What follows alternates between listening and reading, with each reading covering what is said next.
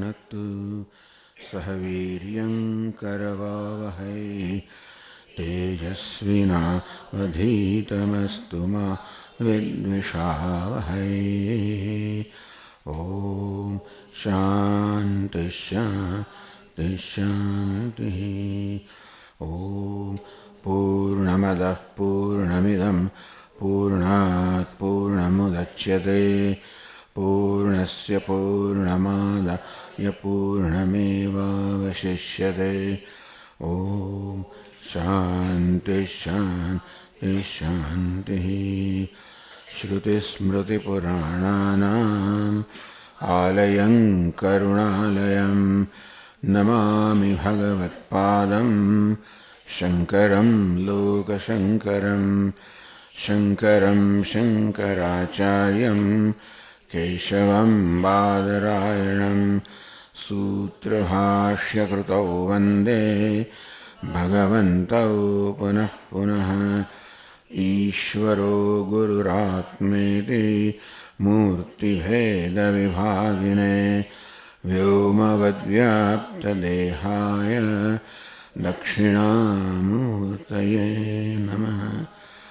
ॐ पार्थाय प्रतिबोधितां भगवता नारायणेन स्वयं व्यासेन ग्रथितां पुराणमुनिना मध्ये महाभारतम् अद्वैतामृतवर्षिणीं भगवतीम् अष्टादशाध्यायिनीम् अम्ब त्वामनुसन्दधामि भगवद्गीते भवद्वेषिणीम्। यं ब्रह्मा वरुणेन्द्ररुद्रमरुतः स्तुन्वन्ति दिव्यैस्तवैः वेदैः साङ्गपदक्रमोपनिषदैः गायन्ति यं सामगाः ध्यानावस्थिततद्गतेन मनसा पश्यन्ति यं योगिनः यस्यान्तन्न विदुःसुरगणाः देवाय तस्मै नमः।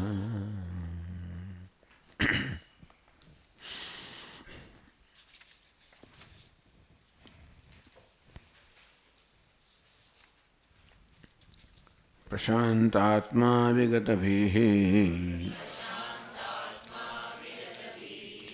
ब्रह्मचारिव्रते स्थितः मनः संयम्य मच्चित्तः युक्त आसीत मत्परः।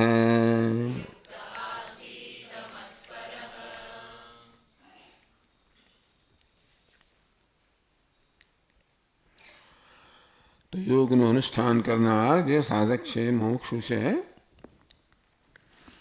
એને કેવી રીતે ધ્યાન કરવું ભગવાન એ પ્રક્રિયા સમજાવે છે. એમાં સમમ કાય શિરોગ્રીવમ કાયને ડોકને અને શરીરને એક જ સુરેખામાં એક રેખામાં રાખીને ધારેન અચલમ સ્થિર તો શરીર વગેરે ચલન વગરનું હોવું જોઈએ, સ્થિર હોવું જોઈએ. સંપ્રેક્ષ નાસિકાગ્રમ સ્વમ પોતાની નાસિકાના અગ્રભાગને પર નજર ઠેરવીને દિશશ્ચ અનવલોકયન અને હવે આજુબાજુ વગેરે જોવાનું બંધ થઈ જાય છે.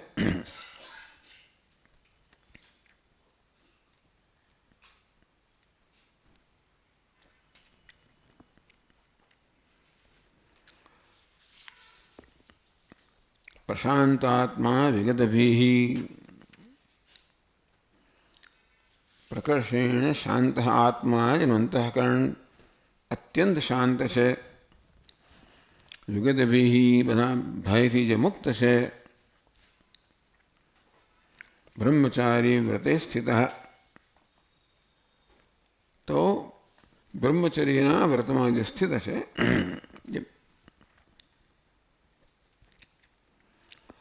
मनस्संयम्य मच्चित्तः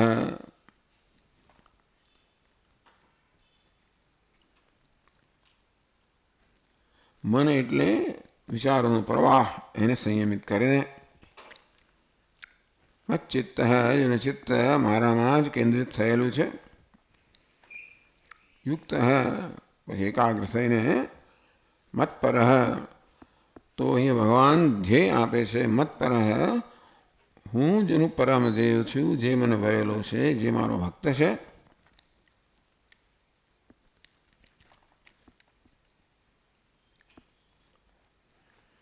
તો મચ્ચિત્ત અને મત્પર બેનો ભેદ ભાષ્યકાર સમજાવે છે. બોધિ કચ્છિદ રાગી સ્ત્રી ચિત્ત ન તો સ્ત્રીયમેવ પરત્વેન ગૃહ્ણાતિ.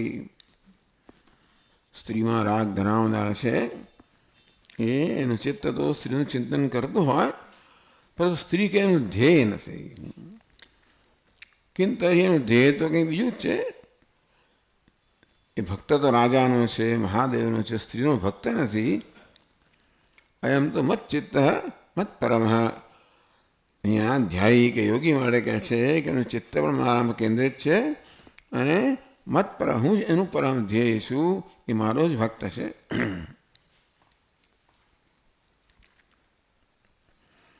હવે 15મા શ્લોકથી આગળ કહે છે,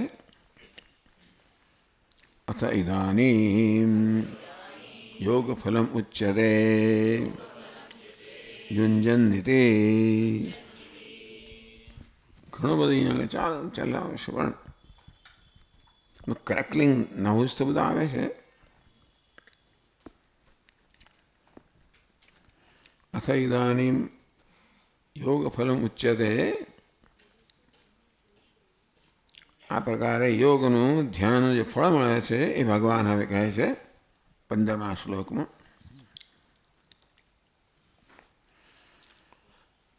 યુંજન્નેવં સદાત્માનં યોગી નિયતમાનસઃ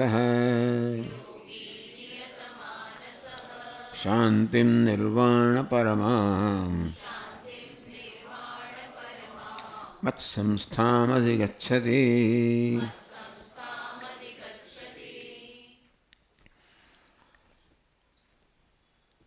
એવં સદા આત્માનમ યુંજન.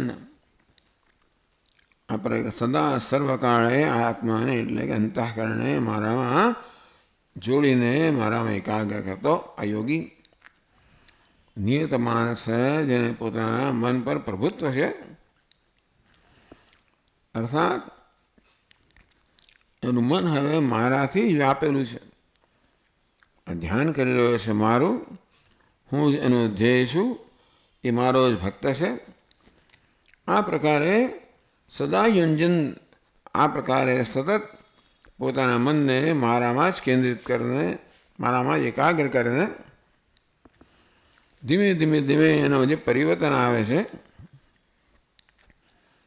શાંતિમ નિર્વાણ પરમા મત સંસ્થામ અધિગચ્છતિ. નિર્વાણ પરમામ એટલે મોક્ષરૂપી શાંતિ. મત સંસ્થાન, ભગવાન કે આ શાંતિ મારું સ્વરૂપ છે, અધિગચ્છતિ, એને પ્રાપ્ત કરે છે. અહીં શાંતિની વાત કરી, કારણ કે યોગની ચર્ચા થઈ રહી છે, અને તેથી મનની શાંતિ, મનસ્સંયમ્ય મચ્ચિત્ત, એટલે મનની શાંતિ ભગવાન કહે છે. શાંતિ કહો, સુખ કહો, પ્રસન્નતા કહો. મત સંસ્થાન, જે મારું સ્વરૂપ છે એ પ્રકારની શાંતિ નિર્વાણ પરમા એટલે કે મોક્ષ રૂપી શાંતિ પ્રાપ્ત કરે છે. અર્થાત આ પ્રકારે પોતાના મનને મારામાં જોડનારો યોગી ધીમે ધીમે ધીમે બધા પ્રકારના અવરોધ મુક્ત થાય છે, મારી સાથે ઐક્ય પ્રાપ્ત કરે છે. મત સંસ્થાન, મારા સ્વરૂપભૂત શાંતિના અર્થાત ઐક્ય પ્રાપ્ત, એ ધ્યાનનું પ્રયોજન છે કે જે ધ્યેય વિષય હોય એ સાથે ઐક્ય પ્રાપ્ત કરવું. આ ધ્યાતા છે એ ધ્યાન કરતો હોય, કોઈ દેવતાનું ધ્યાન કરતો હોય તો પણ છેવટે ઈચ્છે છે કે મારું મન દેવતામય બની જાય. આમ દેવતાનું જ ચિંતન કરતાં કરતાં ધીમે ધીમે મન જે છે એ દેવતાનો આકાર ધારણ કરે. મનનો સ્વભાવ છે કે જેમાં આપણે જોડીએ એનો આકાર ધારણ કરે. આમ ધ્યાનનું પણ આ પ્રયોજન છે કે ધ્યાતા છેવટે એ ધ્યેય એનું મન જે છે એ ધ્યેયનો આકાર ધારણ કરે. એટલે ધ્યાતા અને ધ્યેય વચ્ચે કોઈ અંતર ન રહે. આ ધ્યાતા ધ્યેય રૂપ બની જાય. કારણ કે એવું છે, ભગવાનનો જે આત્મા છે એ જ આ ધ્યાન કરનારનો આત્મા છે. એ ઐક્યમાં જે વચમાં આવે છે તો આ મન જ છે. આ મનમાં સંસારનો આકાર હોય એને કારણે પેલું ઐક્ય સધાતું નથી. પરંતુ સતત ઈશ્વરનું ચિંતન કરતાં કરતાં, ધ્યેય વિશેનું ચિંતન કરતાં કરતાં મન છેવટે એ જ આકારનું બની જાય છે. તેથી જે ધ્યેય વિષય છે અહીંયા પરમાત્મા, જેનું સ્વરૂપ સુખ છે, શાંતિ છે, એવી શાંતિ કે સુખને પ્રાપ્ત કરે છે. અર્થાત એનું પણ એ સ્વરૂપ જ છે. જે ભગવાનનું ધ્યેયનું સ્વરૂપ છે એ ધ્યાતાનું પણ સ્વરૂપ જ છે, ચૈતન્યનું સ્વરૂપ છે. પણ મન જે હતું એ બે વચ્ચે એક જાણે કે વિભાગ ઉત્પન્ન કરતું હતું. એ ધીમે ધીમે હવે મન ધ્યેય રૂપ બની જાય તો વિભાગ જન્માવતું નથી. અને આ રીતે એ ધ્યાતા અને ધ્યેયના ઐક્યરૂપ શાંતિ પ્રાપ્ત કરે છે. ભાષ્યકાર સમજાવે છે, યુંજન સમાધાનમ કુર્વન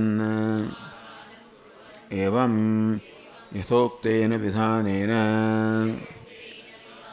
સદા આત્માનં યોગી નિયતમાનસઃ નિયતમ સંયતમ માનસમ મનઃ યસ્ય સોયમ નિયતમાનસઃ.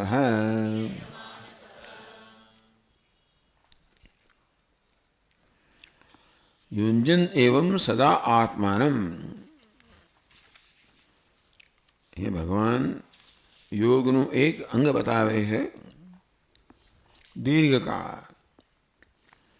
દીર્ઘકાળ એક વસ્તુ છે નૈરંતર્ય સતત કરવાનું, અને આદરે એટલે ભક્તિપૂર્વક કરવાનું. ભક્તિપૂર્વક સતત દીર્ઘકાળ સુધી આ પ્રકારે, એટલે યોગશાસ્ત્ર કહે છે કે તો યોગનું ફળ પ્રાપ્ત થાય, એટલે કે ધ્યેય સાથેનું ઐક્ય પ્રાપ્ત થાય.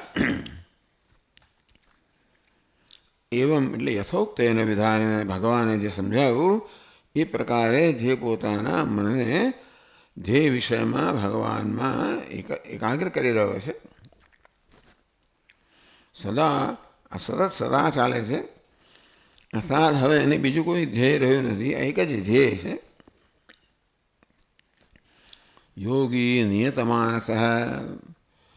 નિયત એટલે નિયંત્રિત, જેનું મન નિયંત્રિત છે એને નિયત માનસ કહેવામાં આવે. નિયતમ સંયતમ માનસમ એટલે મન. જેણે પોતાના મનને નિયંત્રિત કર્યું છે એને નિયત માનસ કહેવામાં આવ્યો. આગળ કહે છે,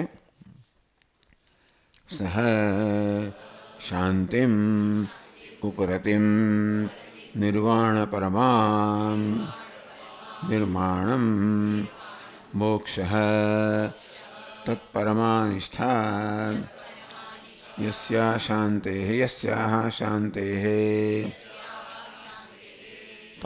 સા નિર્માણ પરમા તામ નિર્વાણ પરમામ મત્સંસ્થાન મદધીનામ અધિગચ્છતિ પ્રાપ્નોતિ.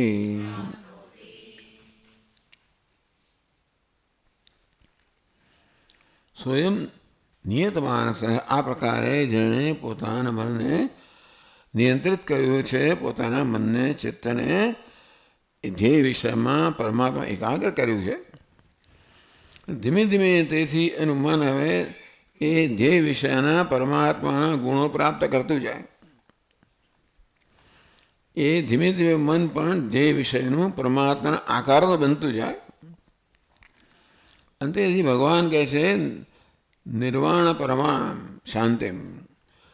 નિર્વાણમ મોક્ષ તત્પરમા નિષ્ઠાયસ્ય શાંતે તામ નિર્વાણ પરમામ મત્સંસ્થાન. નિર્વાણ એટલે કે મોક્ષ.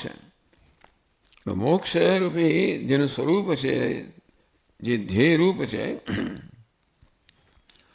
મત સંસ્થાન ભગવાન કે મત અધીનામ. ખરેખર તો ભગવાન અધીન છે એવું પણ નહીં, ભગવાનનું સ્વરૂપ જ છે. આ શાંતિ ભગવાનનું સ્વરૂપ જ છે. ને ભગવાન કંઈ કહે છે કે આ પ્રકારે સતત ધ્યાન કરનારો એ મારા સ્વરૂપભૂત શાંતિને પ્રાપ્ત કરે છે. નિયત માનસ. મન પણ ધીમે ધીમે ધીમે નિયંત્રિત થતું જાય છે. જેમ જેમ મન આ પ્રકારના અભ્યાસથી અને સંસારની જે કંઈ અંદર વૃત્તિઓ હોય, જે કંઈ એનું મૂલ્ય હોય, ધીમે ધીમે નષ્ટ થતા થતાં, કે મન જ્યારે શાંતિનો અનુભવ કરે ત્યારે અનુભવ કરવા ઈચ્છતું હોય છે. મનમાં આપણે એ શાંતિનો અનુભવ કરવાની જિજ્ઞાસ ઈચ્છા હોય છે. અંતેથી જ્યાં સુધી સંસારનો અંશ છે ત્યાં સુધી એને એક થતાં વચ્ચે રોકે છે. પણ સદા એટલે કે દીર્ઘકાળ સુધી આ પ્રકારનો પ્રયત્ન કરવાના પરિણામ છે કે મનનો સ્વભાવ તો એ છે. આ પરમાત્મા કહો, સચ્ચિદાનંદ કહો, એ જ મનનો સ્વભાવ છે. રાગ અને દ્વેષ તો છે એ તો જાણે કે આગંતુક છે. અવિદ્યાને કારણે, અવિવેકને કારણે રાગ દ્વેષ વગેરે આપણા મનમાં પ્રવેશ કરેલો છે. હવે જ્યારે એમને કોઈ પ્રકારનું મહત્વ મળતું નથી, ધીમે ધીમે રાગ દ્વેષનું કોઈ સ્થાન નથી, તેમ મન ધીમે ધીમે રાગ દ્વેષથી મુક્ત થતું જાય. જેમ જેમ પોતાનો જે વિષય છે પરમાત્મા સાથે જેમ જેમ એકાગ્ર થતું જાય, એક થતું જાય, તેમ તેમ આ રાગદ્વેષ વિદાય લેતા જાય. કેમ પણ કહેવાય રાગદ્વેષ વિદાય લેતા જાય ત્યારે આ મન પણ એક થતું જાય. એટલે ભગવાન કહે છે કે મારામાં દીર્ઘકાળ સુધી ચિત્તને એકાગ્ર કરનાર યોગી છે, એ છેવટે મારા સ્વરૂપભૂત શાંતિને પ્રાપ્ત કરે છે. જે નિર્વાણ પરમામ મોક્ષ પરમામ, જે મોક્ષનું સ્વરૂપ, મોક્ષ જ જેનું સ્વરૂપ છે, એટલે શાંતિ એટલે મોક્ષ. શાંતિ કહો, સુખ કહો, પરમ શાંતિ. પરમ શાંતિ એટલે કોઈ પ્રકારના મર્યાદા વગરની શાંતિ. અંતેથી એટલે કોઈ મર્યાદા વગરની કહો કે પછી કોઈ પ્રકારની બિનશરતી શાંતિ, સ્વરૂપભૂત શાંતિ.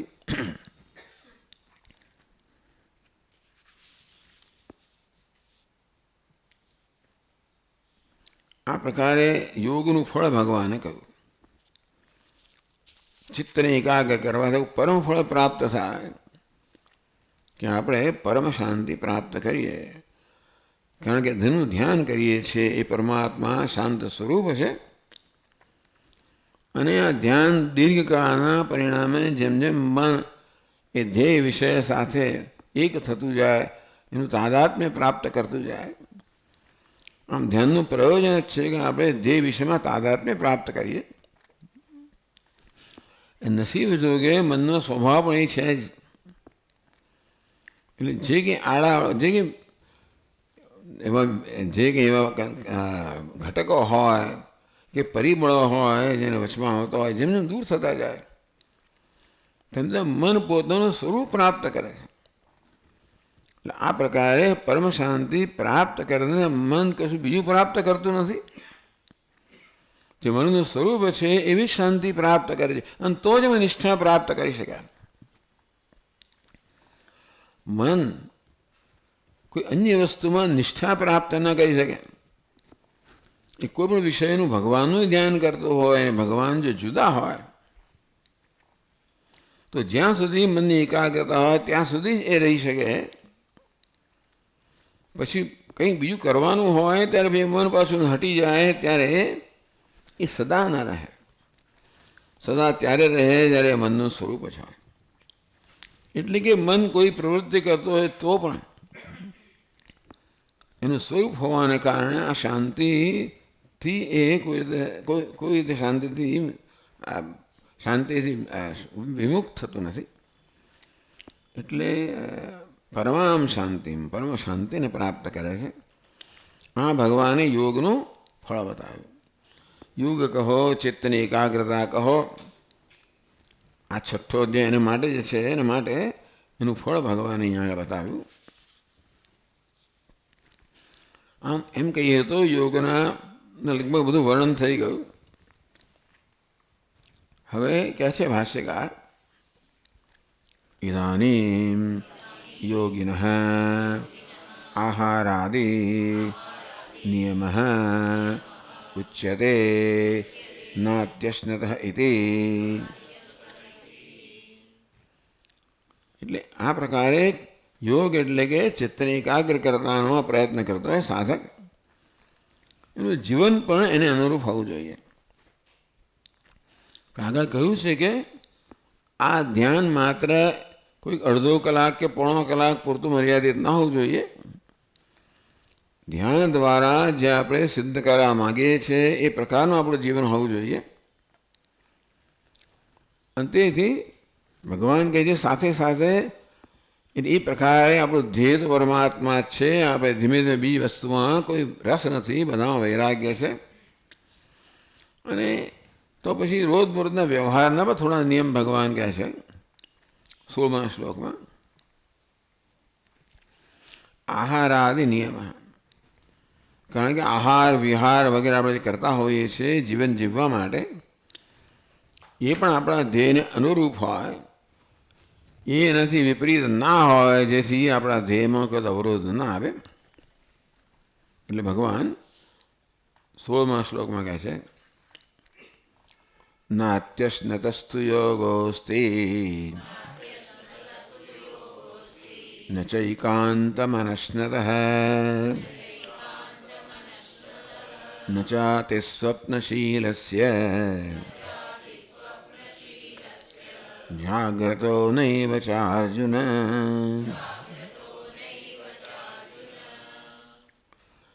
અત્યશ્નસ્તુ, અતિ અશ્નતુ, અતિ અશ્નતઃ, અત્યંત ભોજન કરનાર, વધારે પડતું ખાનાર.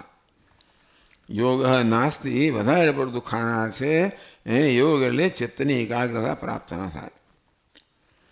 ન છે એકાંત મનસ્નતઃ, સાથે જરા પણ ન ખાનાર, એટલે પોતાના શરીરને ભોજનથી વંચિત રાખનાર, તો કે એને પણ પ્રાપ્ત ન થાય યોગ. અમે વેદાંતની લોકો ઉપવાસો માનતા લાગતા નથી. એટલે કારણ કે જૈન લોકો માટે એ તો એમને માટે ઉપવાસ મુખ્ય વસ્તુ લાગે છે. એમને આપણા ઉપવાસ, આપણે તો બિચારા અડધો એક દિવસ ખાધું નહીં એટલે મોટું કામ એ કહી નાખ્યું. પેલા તો 4 દિવસના 8 દિવસના ફલાણા કેટલા દિવસો કંઈ જ નહીં ખાય. પણ એમની એટલે આપણું જરા દૃષ્ટિબિંદુ જુદું છે. પણ અહીંયા ભગવાન કહે છે કે ભાઈ ખાવું જોઈએ, તમારે શરીરને પોષણ આપવું જોઈએ. તે જરા પણ ન ખાતો હોય તો બરાબર નથી. અતિ સ્વપ્નશીલ છે, બહુ ઊંઘતો હોય તો બરાબર નથી. એટલે ન જરાય ન ખાતો હોય, બહુ ખાતો હોય, બહુ ઊંઘતો હોય, ન ઊંઘતો હોય, ટૂંકમાં આપણી જે દિનચર્યાઓ છે એમાં કોઈ પ્રકારની એટલે વ્યવસ્થા હોવી જોઈએ. એમાં એ દરેકની મર્યાદાઓની અંદર રહેવું જોઈએ. આ પ્રકારે એક શિસ્તબદ્ધ જીવન જીવવું જોઈએ. જે કંઈ આપણે કરતા હોય એ બધામાં શિસ્ત એટલે નિયમ હોય. વધારે ખાવું ને ઓછું ખાવું દરેક પોતે જ નક્કી કરવાનું છે. આ બધાનું પ્રયોજન તો છે છેવટે માનસિક શાંતિ. આપણે પોતાના પર પ્રયોગ કરીને જોઈ શકીએ કે કેટલું ખાવાનું આપણા માટે યોગ્ય છે, નથી યોગ્ય, કયું ખાવું. ગાંધીજી આ બધા બહુ જ પ્રયોગ કર્યા એમના પર. પણ એટલે ચાલો આપણે પણ જાણીએ છીએ આટલા વર્ષોની અંદર કઈ વસ્તુ અનુકૂળ આવે છે કઈ અનુકૂળ નથી આવતી, પણ કઈ વસ્તુ આપણી રસનેન્દ્રિયને ગમે છે માટે ખાઈ લીધું, કે નથી ગમતી માટે ન ખાધું. આમ રસ કે સ્વાદ જ્યારે એનું પ્રયોજન બને ત્યારે વસ્તુ જુદી છે. પણ સ્વાસ્થ્ય પ્રયોજન હોય તો પછી ભાવે કે ના ભાવે, યોગ્ય હોય તો ખાઈએ, યોગ્ય ના હોય તો ના ખાઈએ. કારણ કે આ સાધકોનું ધ્યાન ભોજન પર નથી, એનું ધ્યાન તો ચિત્તની એકાગ્રતા પર છે, યોગ પર છે. એટલે એનો બધો જીવન વ્યવહાર આ યોગને કેન્દ્રમાં રાખીને થતો હોય. ભગવાને જે કંઈ કહ્યું છે ઉપરાંત બધું જ જીવન હોય, બધો જ વ્યવહાર હોય તે આ યોગને એટલે ચિત્તની એકાગ્રતાને કેન્દ્રમાં રાખીને થતો હોય.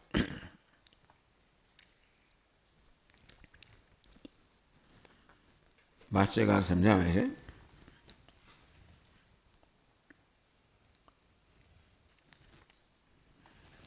નાત્યશ્નતઃ આત્મસંમિતમ અન્ન પરિમાણમ અતીત્ય અશ્નતઃ અત્યશ્નતઃ ન યોગ અસ્તિ. અતિ અશ્નતઃ અત્યંત ખાનાર માટે. હવે અત્યંત શું કહેવાય? આત્મસંમિતમ, પોતાના આત્મા એટલે દેહને જે અનુકૂળ હોય અને જે પ્રમાણમાં અનુકૂળ હોય એ દરેક જણે પોતે જાણતો છે કે જાણવું જોઈએ. અન્ન પરિમાણમ, અન્નની પરિમાણ એટલે કે એની માપ. ચાલો, અતીત્ય અશ્નતઃ એટલે જે માત્રામાં અન્ન આપણને અનુકૂળ છે એટલા જ એ માત્રામાં જ અન્નનો આહાર કરવાનો, અને જે પ્રકારનું અન્ન અનુકૂળ છે એ પ્રકારનું અન્નનો આહાર કરવાનો, એ અગત્યનું છે. અત્યશ્નતઃ ન યોગ હસ્તિ, જે વધારે પ્રકારનું વધારે પડતું ભોજન કરે છે એ યોગ એટલે ચિત્તની એકાગ્રતા પ્રાપ્ત કરી શકતો નથી. ન ચ એકાંતમ અનશ્નતઃ યોગ હસ્તિ, સાથે જરા પણ નહીં જરા પણ આહાર ન કરનાર માટે પણ યોગ નથી, અને અત્યંત આહાર કરનાર એટલે આહાર ટૂંકમાં શરીરને ધ્યાનમાં રાખીને મર્યાદામાં થવો જોઈએ. એટલે આપણા શાસ્ત્રો તો એવું કહે છે, છાંદોગ્ય, અમારે તમને છતાંય તમને કહું છું, છાંદોગ્યની અંદર શ્વેતકેતુને પિતાજીએ કહ્યું કે તું ભાઈ હવે આ પાણી પી ખાલી, અને 16 દિવસ 15 દિવસ સુધી ઉપવાસ કર. 15 દિવસ ઉપવાસ કરીને આવ્યો ત્યારે તો કહે છે મને તો યાદ જ નથી આવતું, બધું ભૂલી ગયો. ઋગ્વેદ બોલ નથી યાદ આવતું, યજુર્વેદ તો કશું યાદ નથી આવતું. ત્યાં હવે તું ભોજન કર બરાબર. ભોજન કર્યું એટલે બધું યાદ આવી જાય. આ જ પ્રકારની જાણે કે ત્યાં આગળ ફોર્મ્યુલા આપેલી છે. એટલે ટૂંકમાં ત્યાં તો સ્પષ્ટ કહેવામાં આવ્યું કે ન ખાઓ તો ભૂલી જવાય, અને ખાઓ તો બધું યાદ આવે. હવે કે યોગી લોકોનો એવો અનુભવ નથી, એટલે અત્યારે તો ઘણી બધી એવી ચિકિત્સાઓ છે જ્યાં જે ઉપવાસ વગેરે પર રચાયેલી છે, અને એ લોકોનો અનુભવ છે. એટલે આ તો આપણે એમની વિરુદ્ધ ના કહેવું જોઈએ, પણ આજે હું જાણું છું એ કહું છું કે ઉપવાસ કરવાથી કાંઈ થતું નથી, કાંઈ બગડતું નથી, અને મન ધીમે ધીમે ધીમે ઉલટું વધારે જાગ્રત બને છે. એટલે મારા મિત્ર એકાદ બહુ વર્ષોની વાત છે, એને કંઈ કેટલા 21 દિવસ ઉપવાસ કર્યા, અને કહે છે મારું મન એવું શાંત અને સ્વચ્છ થઈ ગયું. ચાલો, એટલે કહેવાનો ભાવ એ છે કે આપણા શાસ્ત્રો આ પ્રકારે કહેતા હોય છે કે તમારે અન્ન તો લેવું જોઈએ. જ્યારે બીજા બધા શાસ્ત્રો છે એમ કહે છે કે ભાઈ અન્ન તો તમારે ટાળવું જોઈએ. હા, પછી તમે રહેવાય જ નહીં તો જેટલું જરૂર પડે એટલું અન્ન લો. પણ ચાલો, એટલે આ અહીંયા મૂકે આ કહેવામાં આવે છે બીજી જગ્યાએથી વેદમાંથી. ભાષ્યકાર કહે છે યદુહ વૈ આત્મસંમિતમ અન્નમ તદવતી તન્ન હિનસ્તે યદ્ભૂયઃ હિનસ્તે તદ્યત્કનીયઃ ન તદવતી ઇતિ શ્રુતેઃ. વેદમાં કહેલું છે આત્મસંમિતમ અન્નમ તદવતી. આત્મસંમિતમ એટલે પોતાના દેહને જેટલું સંમિતમ જેટલું અનુકૂળ છે એટલું લેવામાં આવે તો અન્નવતી એટલે આપણું રક્ષણ કરે છે, એટલે કે અનુકૂળ હોય છે. તન્ન હિનસ્તી એ આપણને નુકસાન કરનારું નથી. ભૂય વધારે પડતું અન્ન લેવામાં આવે હિનસ્તી હાનિ કરનારું છે. તદ્યત કનીય અત્યંત ઓછું લેવામાં આવે તો આપણું રક્ષણ કરતું નથી. વધારે લેવામાં આવે તો પણ આપણને અનુકૂળ નથી. માટે યોગ્ય માત્રામાં અન્ન લેવું એમાં કહેવામાં આવ્યું. આત્મસંમિતમ અન્નમ તદવતી પોતાના દેહને સ્વાસ્થ્યને અનુકૂળ માત્રામાં અન્ન લેવું એ આપણું રક્ષણ કરે છે. એટલે કે આપણા મનને ધ્યાનને યોગ્ય બનાવે છે. રક્ષણ કરવું એટલે કારણ કે આ છાંદોગ્યમાં તો કહેવામાં આવ્યું કે અન્નમાંથી જ છેવટે આપણું મન બનેલું છે. અન્નમયો હિ અન્નમયમી સૌમ્ય મનઃ. હે સૌમ્ય, આ મન છે અન્નમય છે, અર્થાત અન્નનો જ વિકાર છે. એટલે ત્યાં પ્રયોગ કરવામાં આવ્યો અને આ રીતે પુરવાડમાં કરવામાં આવ્યું કે 16 માત્રાઓ હોય છે આપણા મનની. એટલે 15 ઉપવાસ કરવાથી 15 માત્રાઓ છે બિચારી લગભગ જતી રહી. એક માત્રા રહી એટલે જીવતો રહ્યો, એનું મન જતું ના રહ્યું. ધીમે ધીમે પછી એને વધારે અન્ન લીધું એટલે 16 માત્રા આવી ગઈ, એટલે વળી પાછું બધું યાદ આવી ગયું. આ પ્રકારનો પ્રયોગ છાંદોગ્ય ઉપનિષદમાં કહ્યો છે. હું માનું છું કે કદાચ આપણા આયુર્વેદમાં પણ આવું કહેવામાં આવ્યું હોય, કારણ કે એટલે આપણા શાસ્ત્રો બધા એ રીતે તો. પણ હવે ચાલો,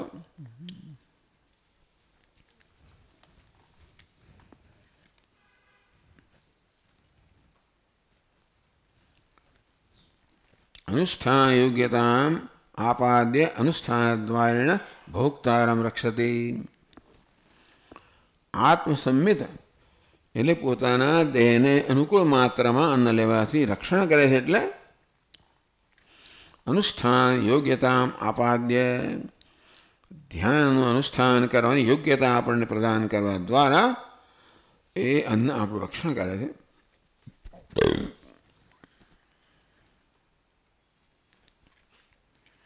ન પુનઃ તદન્નમ અનર્થાય ભવતી. એ અનર્થ નથી કરતું ઇત્યર્થ. યત પુનઃ આત્મસંમિતાદ ભૂય અધિકતરમ શાસ્ત્રમતિક્રમ્ય ભુજ્યતે તદ આત્માના હિનસ્તી. શાસ્ત્રમાં જે માત્રા કહેવામાં આવી છે એનું અતિક્રમણ કરીને એટલે મર્યાદા ઓળંગીને જે વધારે પડતું ખાય છે એ અન્ન નુકસાન કરનાર છે. તદ ન રક્ષિતુમ લભતે ન લક્ષિતુમ, ટૂંકમાં હિનસ્તી ભોગ અનર્થાય ભવતી. તો એ ભોગતા માટે અનર્થ કરનારો નીવડે છે. જે માત્ર શાસ્ત્રમાં કહો કે પછી આયુર્વેદમાં કહો કે ચાલો આપણે પોતા પ્રયોગમાંથી કહો. હવે બધા જાણતા જ હોય છે કઈ વસ્તુ આપણા સ્વાસ્થ્ય અનુકૂળ છે, કેટલું અનુકૂળ, કઈ વસ્તુ અનુકૂળ નથી, કેટલી માત્રા અનુકૂળ છે, કેટલી માત્રા અનુકૂળ નથી. એ પ્રકારે આપણે એટલે ટૂંકમાં આપણા સ્વાસ્થ્યને કેન્દ્રમાં રાખીને અન્ન, સ્વાદને કેન્દ્રમાં રાખીને નહીં પરંતુ સ્વાસ્થ્યને કેન્દ્રમાં રાખીને આ ભોજન થવું જોઈએ.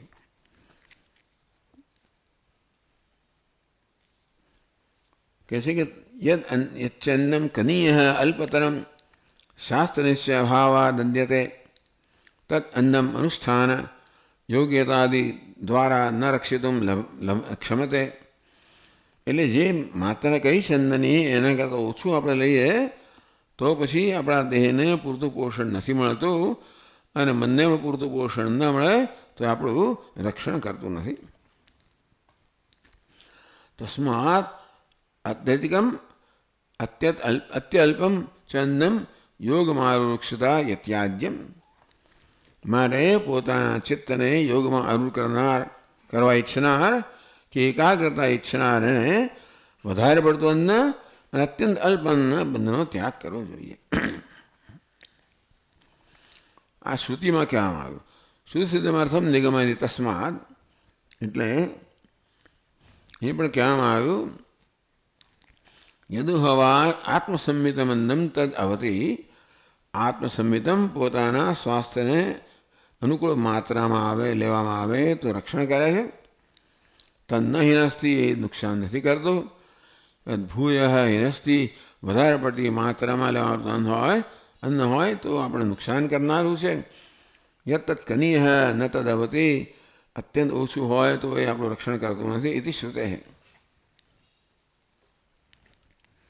એટલે ભાષ્યકાર કહે છે તસ્માદ યોગી ન આત્મસંમિતાદ અન્નાદ અધિકમ ન્યૂનમ વા અશ્નીયાદ. યોગીએ આ પ્રકારે પોતાને અનુકૂળ માત્રાનું અન્ન લેવું જોઈએ, એથી વધારે પણ નહીં અને ઓછું પણ નહીં.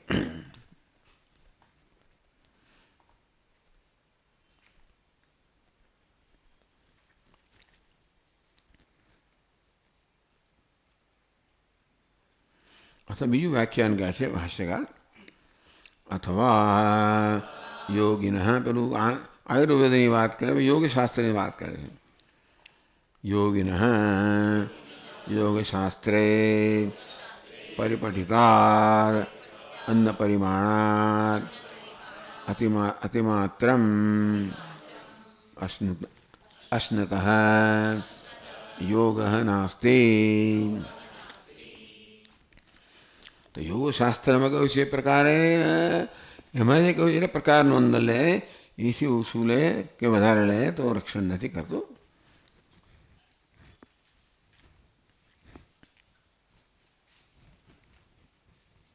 તો કહે છે ભાષ્યકાર ઉક્તમ હિ અર્ધમ વસનસ્ય અર્ધનશનસ્ય સવ્યંજનસ્ય તૃતીયમ ઉદકસ્ય તો વાયો સંચરણાર્થમ તો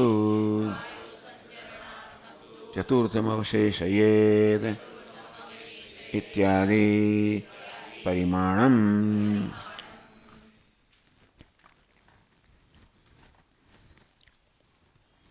તો યોગશાસ્ત્રમાં આ પ્રકારે કહેવામાં આવ્યું અર્ધમ અશનસ્ય સવ્યંજનસ્ય, એટલે પોતાનું પેટ જે છે એ વ્યંજન સહિત, વ્યંજન એટલે શાકભાજી વગેરે સહિત અન્ન જે છે એ અડધું લઈને, એટલે પોતાનું પેટ અડધું ભરવાનું અન્ન અને શાકભાજી વગેરે સાથે. તૃતીયમ ઉદકસ્ય તું, અને એક ચતુર્થાંશ અંશ છે એ ઉદકથી, જળથી. વાયો સંચરણાર્થમ ચતુર્થમ અવશેષેત, અને વાયુનું સંચરણ કરવા માટે એક ચતુર્થ અંશ છે એ ખાલી રાખવો જોઈએ. આપણું અડધું ઉદર નથી ભરવું જોઈએ. એક ચતુર્થાંશ જળથી અને એક ચતુર્થાંશ વાયુના સંચરણ માટે રાખવું જોઈએ, એવું છે.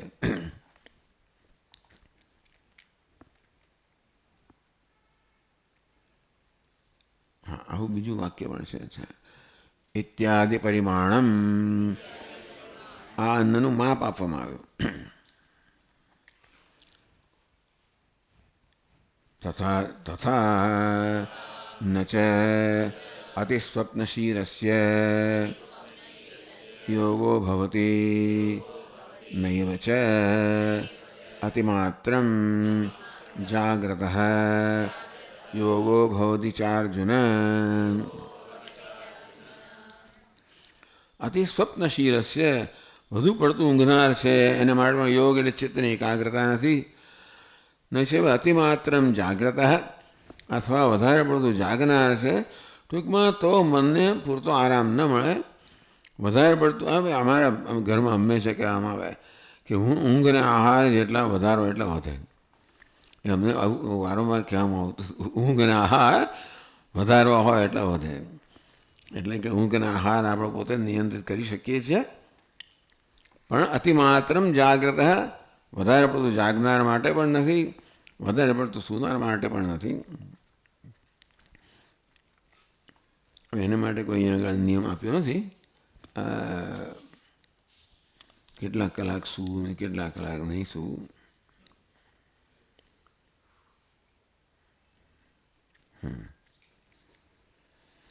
એટલે એ દરેકે પોતે જ નક્કી કરવાનું રહ્યું કે કેટલા પ્રમાણમાં ઊંઘ લેવી અને કેટલા પ્રમાણ ન લેવી. એના માટે અહીંયા કોઈ નિયમ આપ્યો નાખતો નથી.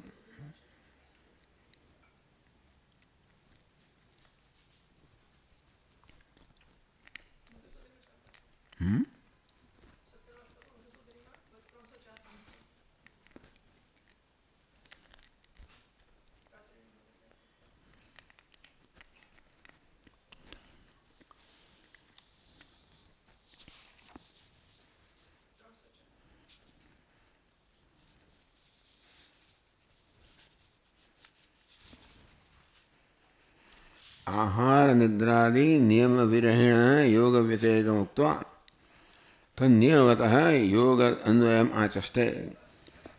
અન્વય અને વ્યતિરેક, પેલા વ્યતિરેક કહેવામાં આવ્યો, એક ન હોય તો બીજું ના હોય. પછી અન્વય કહેવામાં આવે છે એક હોય તો બીજું હોય. આહાર અને નિદ્રાનો જો પ્રમાણ ન હોય તો યોગ ના હોય, એ પ્રમાણ હોય હવે કહેશે અન્વય એટલે કે એ હોય તો યોગ હોય. એટલે એ વાત કરે છે ભગવાન 17મા શ્લોકમાં. યુક્તાહાર વિહારસ્ય યુક્તચેષ્ટસ્ય કર્મસુ યુક્તસ્વપ્નાવબોધસ્ય યોગો ભવતિ દુઃખઃ.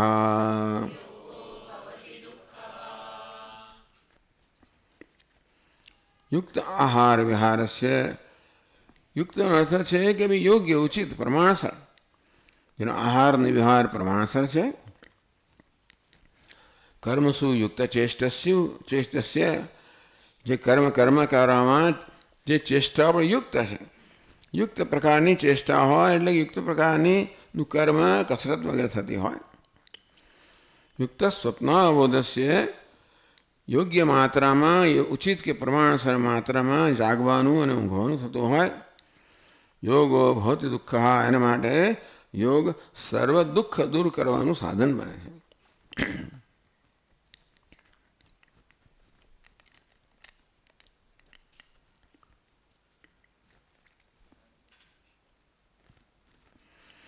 અન્નસ્ય નિયતત્વમ અર્ધનશનસ્ય વિહારસ્ય નિયતત્વમ યોજના અન્ન પરમ ગચ્છેત. અન્ન માટે તો કહ્યું આપણે કે પેટ અડધું અન્નથી ભરવું, 1/4 જળથી ભરવું, 1/4 ખાલી રાખવું.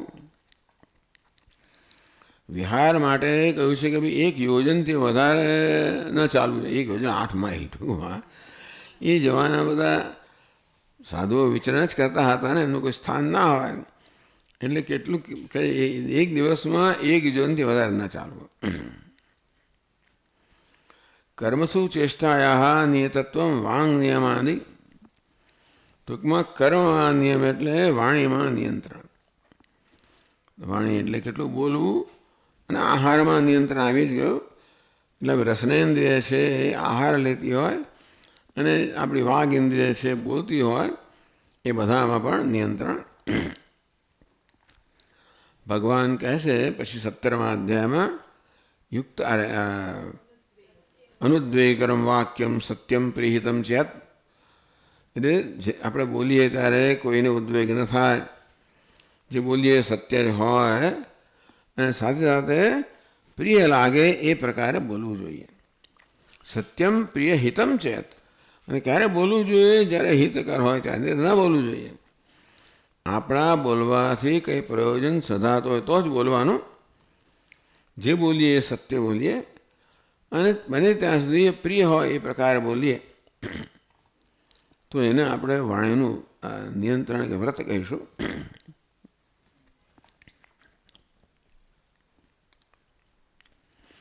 રાત્રौ પ્રથમતઃ 10 ઘટિકા પરિમિતે કાલે જાગરણ, મધ્યતઃ સ્વપ્નમ, પૂર્વે 10 ઘટિકા પરિમિતે જાગરણ.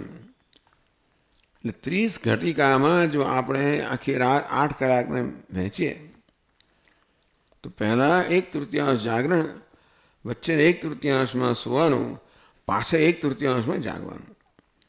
એટલે 8 કલાકના 1/3 જ સુવાનું અને સવારે એટલા વહેલા ઉઠી જવાનું.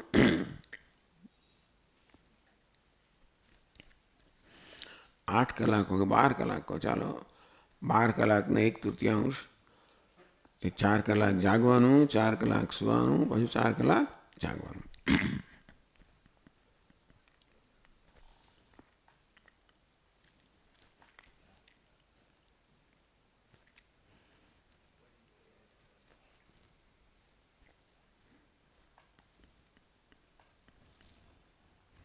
ભાષ્યકાર કહે છે યુક્તાહાર વિહારસ્ય આખ્રિયતે ઇતિ આહારઃ અન્નમ વિહરણમ વિહારઃ પાદક્રમઃ તૌ યુક્તૌ નિયતપરિમાણૌ યસ્ય યુક્ત આહાર વિહારસ્ય. આહાર એટલે અન્નમ, તો આહારમાં એટલે ભોજનની અંદર પણ જ્યાં યોગ્યતા હોય, પ્રમાણ હોય, વિહારમાં પણ પ્રમાણ હોય. નિયત પરિમાણમ, પરિમાણ એટલે કે માપ. તો આહારમાં અને વિહારની અંદર આપણે આ પ્રકારે ધ્યાન રાખીએ કે આહાર પણ યોગ્ય માત્રામાં હોય, વિહાર પણ યોગ્ય માત્રામાં હોય. તથા યુક્તચેષ્ટસ્ય યુક્તા નિયતા ચેષ્ટા યસ્ય કર્મસુ યુક્તચેષ્ટસ્ય, યુક્તા ચેષ્ટા યસ્ય સહ યુક્તચેષ્ટસ્ય. જેની ચેષ્ટા છે એટલે જેની અવર જવર છે કે હરવાનું ફરવાનું છે એ પણ યોગ્ય માત્રામાં છે.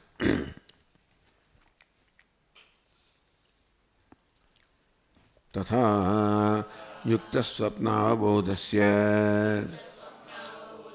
યુક્તૌ સ્વપ્નશ્ચ અવબોધશ્ચ તૌ નિયતકાલૌ યસ્ય તસ્ય યુક્તાહાર વિહારસ્ય યુક્તચેષ્ટસ્ય કર્મસુ યુક્તસ્વપ્નાવબોધસ્ય યોગિનઃ યોગો ભવતિ દુઃખઃ દુઃખાનિ સર્વાણિ હન્તિ ઇતિ દુઃખઃ.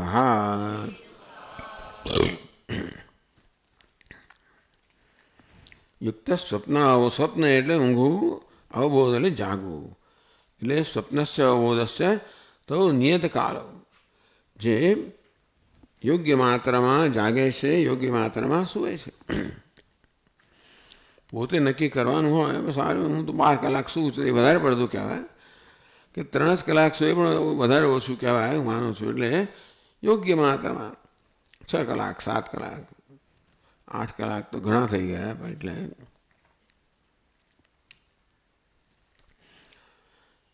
યુક્ત આહારમાં, વિહારમાં, ચેષ્ટામાં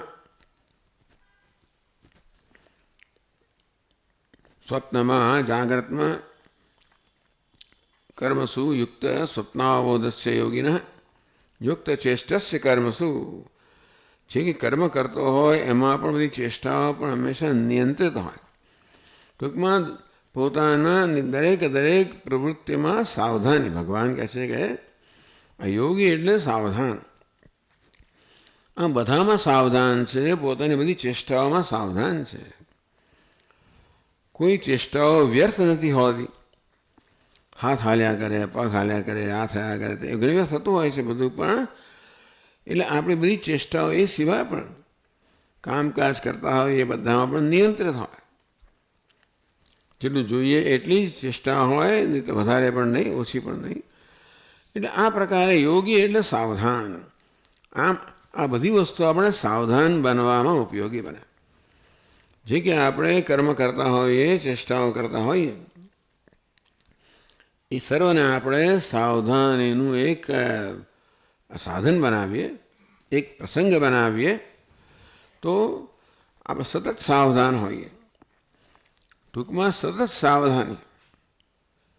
જે કરતા હોઈએ, કશું જ કરતા હોઈએ, ન કરતા હોઈએ, બધામાં સાવધાની. આપણે કરવા ઈચ્છીએ તે જ થાય, કરવા ન ઈચ્છીએ તો ન થાય. જેટલું કરવા ઈચ્છીએ એટલું જ થાય, એથી વધારે ઓછું નહીં. જેટલું ખાવા ઈચ્છે એટલું ખવાય, વધારે ઓછું નહીં. બધામાં આવી રીતે આપણી જાત પર જુલમ કરવાની જરૂર નથી. સાથે સાથે ડિસિપ્લિન, શિસ્તની અત્યંત આવશ્યકતા છે. એ ટૂંકમાં યોગી અત્યંત શિસ્તબદ્ધ વ્યક્તિ હોય. એટલે બધી ચેષ્ટામાં, બધી પ્રવૃત્તિમાં શિસ્ત હોય, સાવધાની હોય.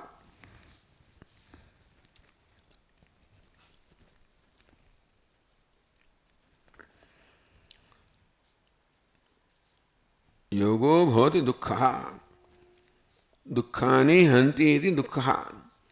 બધા દુઃખને દૂર કરનાર, બધા દુઃખનો નાશ કરનાર આ યોગો છે. આ યોગ, આ પ્રકારની સાવધાની છે, બધા દુઃખનો નાશ કરે છે.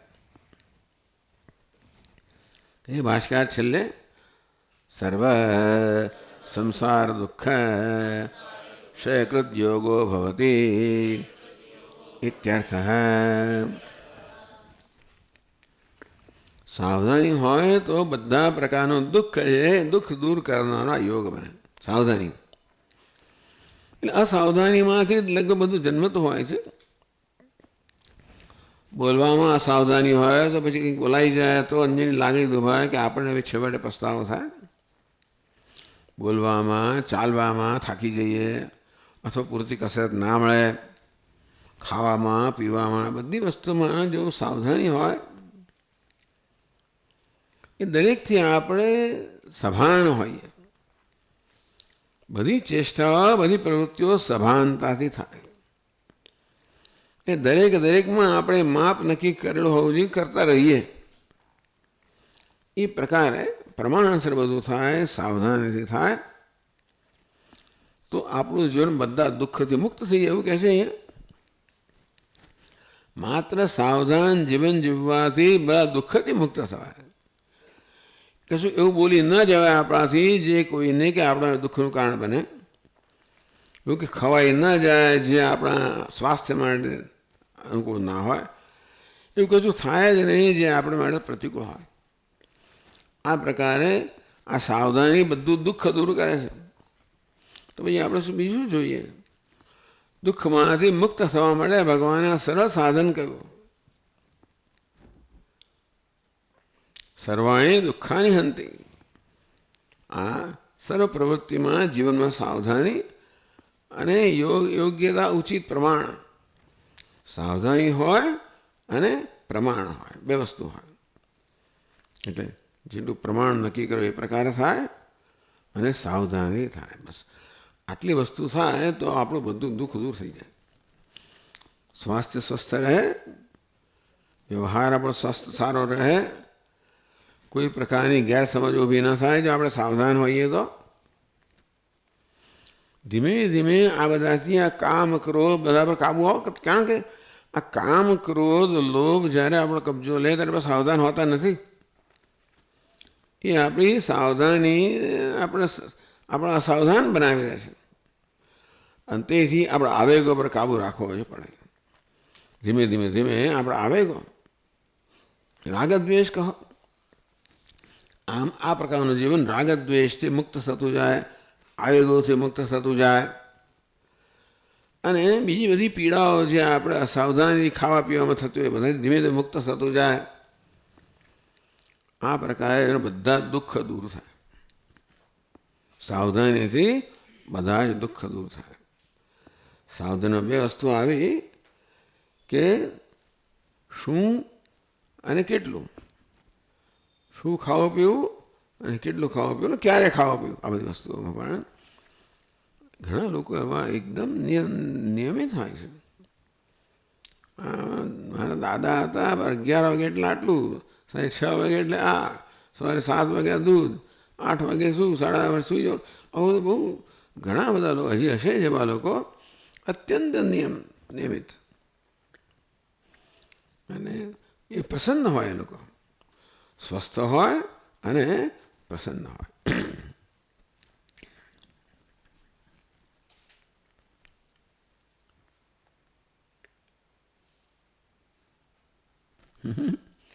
અહીં કહે છે સર સંસાર દુઃખ કારણ અવિદ્યોન્મૂલન હેતુ બ્રહ્મ વિદ્યાઓત્પાદકત્વાત સરમૂલ સરદુઃખ હાનિ નિવૃત્ત હેતુ.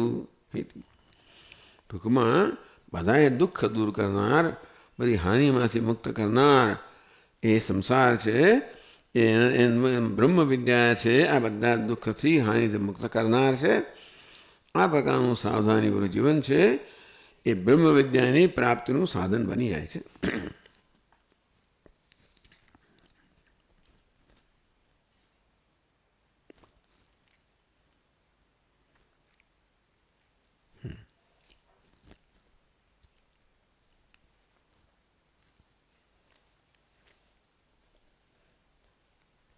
એ સિવાય જે આપણા બધા નિયમો હોય, પ્રણવ જપ હોય, કઈ ઉપનિષદનું પાઠ વગેરે હોય, જે કરતા હોઈએ એ બધી વસ્તુઓ પણ નિયમસર અને સાવધાનીથી થાય.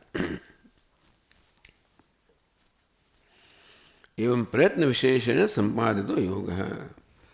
આ પ્રકારના વિશેષ પ્રયત્નથી કે વિશેષ પ્રકારના પ્રયત્નથી જે યોગ સંપાદિત થયો છે, સાવધાની સંપાદિત થઈ છે, એકાગ્રતા સંપાદિત થઈ છે અને પ્રમાણ કે ઉચિતતા સંપાદિત થઈ છે, એ છેવટે બધા જ દુઃખોને દૂર કરનાર, બ્રહ્મ વિદ્યાની પ્રાપ્તિ દ્વારા બધા જ દુઃખ દૂર કરનાર છે, એવું કહ્યું. ઓમ ઓમ પૂર્ણમદઃ પૂર્ણમિદં પૂર્ણાત પૂર્ણમુદચ્યતે પૂર્ણસ્ય પૂર્ણમાદાય પૂર્ણમેવાવશિષ્યતે. ઓમ શાંતિ શાંતિ શાંતિ. શંકરં શંકરાચાર્યં કેશવં બાદરાયણં સૂત્રભાષ્યકૃતૌ વંદે ભગવन्तौ પુનઃ પુનઃ. ઈશ્વરો ગુરુરાત્મેતિ મૂર્તિભેદવિભાગિને વ્યોમવદ્વ્યાપ્તદેહાય દક્ષિણામૂર્તયે નમઃ. ઓમ શાંતિ શાંતિ શાંતિ. હરિ ઓમ. શ્રી ગુરુભ્યો નમઃ. હરિ ઓમ.